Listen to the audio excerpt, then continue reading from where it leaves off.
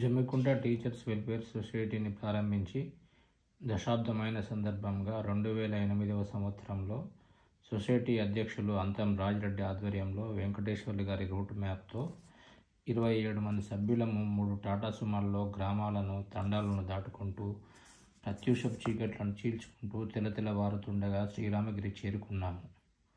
గుడి ముందరే దిగడము, ఎంతో ఎత్తు మీద రామాలయం ఉండడంతో భక్తిభావము భావుకత్వం ఎక్కువై నేను ఒక్కడినే గుడి మెట్లు ఎక్కుతూ అందంగా కనబడుతున్న గోదావరి తీరాన్ని చూస్తూ గుడిలోకి చేరుకొని సీతారామచంద్ర స్వామిని దర్శించుకున్నాను.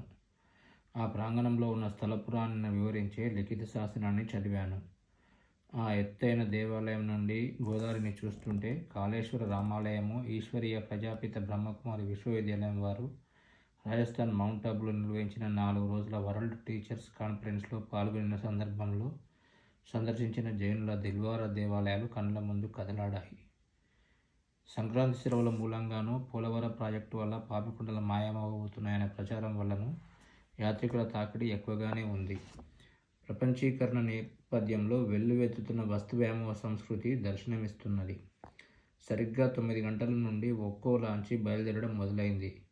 అన్నింటికీ త్రివర్ణ పథకాలు రెపరెపలాడుతుండడం, కొన్నింటికి ఐ లవ్ యూ గ్యాస్ బెలూన్లు వేలాడదీయడంతో లాంచీల నిండా పర్యాటకులు ఉండడంతో ఆ దృశ్యం కమనీయంగా ఉంది. మొత్తానికి వెంకటరమణ ట్రావెల్స్ వారి లాంచీ తిరుమల ఎక్స్ప్రెస్ ఉదయం 9:30కు బయలుదేరింది. లాంచీ యాజమాన్యం వారు మైకులో జమ్మికుంట టీచర్స్ వెల్ఫేర్ సొసైటీ సభ్యులకు ప్రత్యేక స్వాగతం తెలిపారు. యాత్రికులు అందరికీ టమాటా బాత్, ఉప్మా, టీ ఇచ్చారు. మేమంతా లాంచీ పైకి చేరుకొని గోదావరి, పాపికొండల సౌందర్యాన్ని తిలకించడం మొదలెట్టాము. లాంచ్ మైకులో శబరి, గోదావరిల కలయిక గురించి, పాపికొండల గురించి వివరిస్తున్నారు. ఎంకిపాటలు, విరహ గీతాలు ఆలపిస్తున్నారు.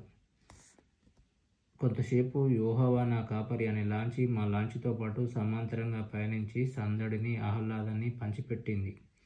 అందులోని పిల్లలు, అబ్బాయిలు, అమ్మాయిలు హుషారుగా ఈలలు వేస్తున్నారు. మరి అసంఖ్యాకమైన అభయారణ్యాన్ని, తీరం వెంబడిన గిరిజన గ్రామాలను, పిల్లలు చేపలు పట్టడాన్ని, ఈత కొట్టడాన్ని, 11 మంది పిల్లలు క్రికెట్ ఆడడాన్ని, కావలికొండలో నీళ్లు తీసుకుపోవడాన్ని, బట్టలు ఉతకడాన్ని, వ్యవసాయాన్ని చూస్తూ ఉంటే సిద్దిపేట కాపు రాజయ్య పల్లె చిత్రం గుర్తుకు వస్తూ హృదయాంతరాలను స్పృశిస్తున్నది.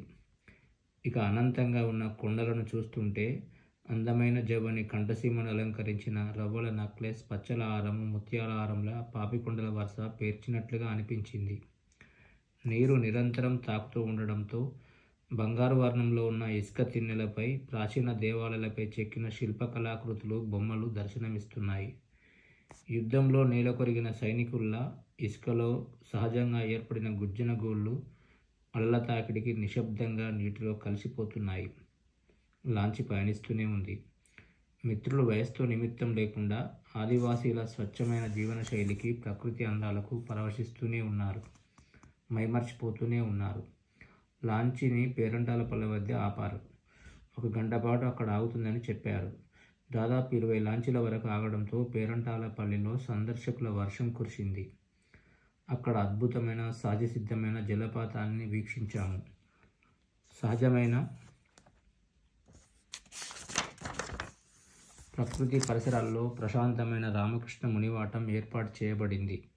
బాలానంద స్వామి ఏర్పాటు చేసిన ఈ ఆశ్రమంలో గంట ఒకసారే కొట్టాలి, కానుకలు సమర్పించరాదు, భక్తులే పూజారులు లాంటి వైవిధ్యభరితమైన నియమాలు ఉన్నాయి.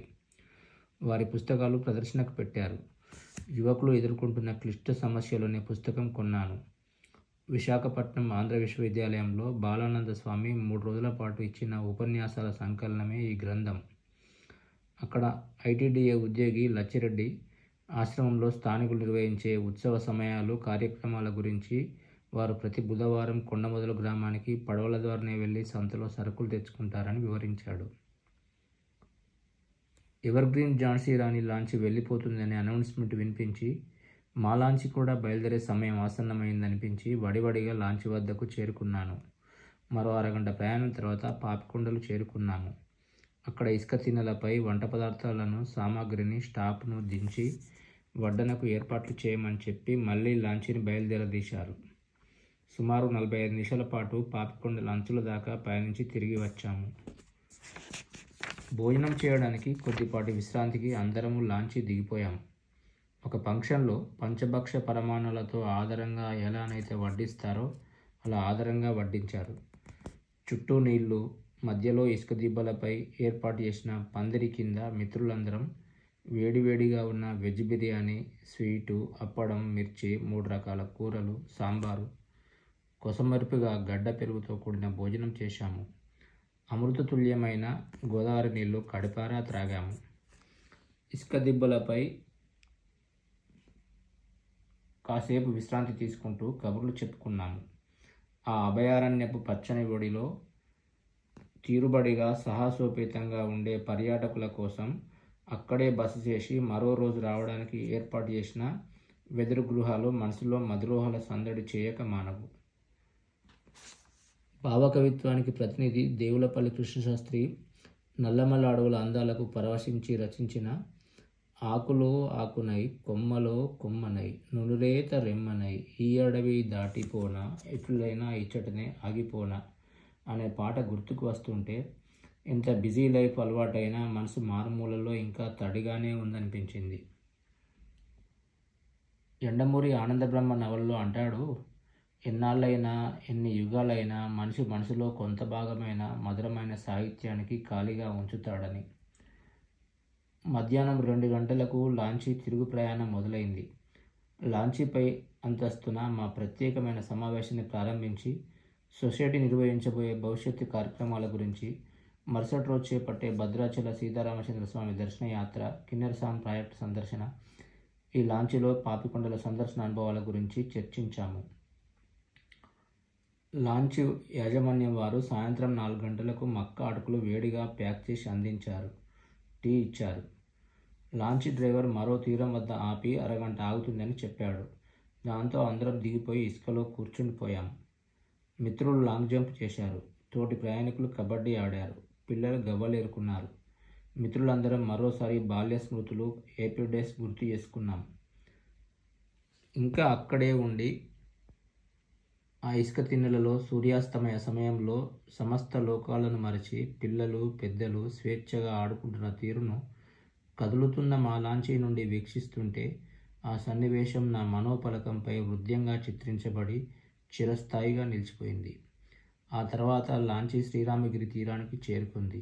దిగిన తర్వాత మెట్లపై నుండి పాపికొండలను, నదీ తీరాన్ని వీక్షించి వీడ్కోలు పలికాము. ఈ 8 గంటల లాంచీ ప్రయాణంలో జరిగిన సంఘటన, సన్నివేశాలకు పొందిన అవ్యక్త ఆనందానికి అక్షర రూపం కల్పించే ప్రయత్నం ఇది.